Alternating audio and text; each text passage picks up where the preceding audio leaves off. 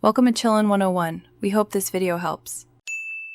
You start by connecting the controller and opening the Xbox Accessories app. This gives direct access to profiles and firmware updates.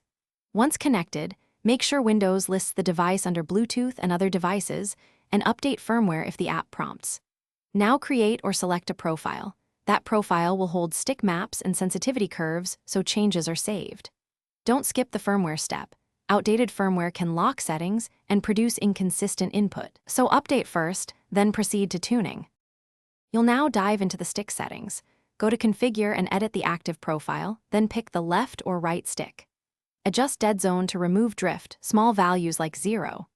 0.5 reduce stick slack, then choose a response curve. Linear gives direct input, radial smooths diagonals, and custom lets you shape acceleration.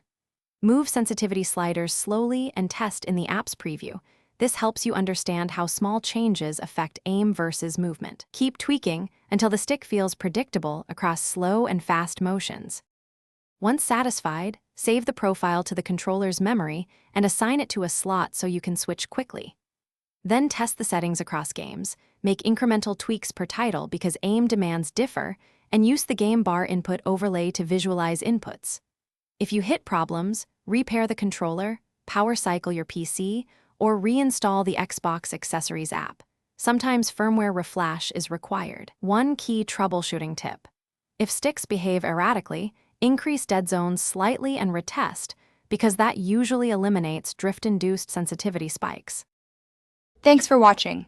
Consider subscribing if we helped you.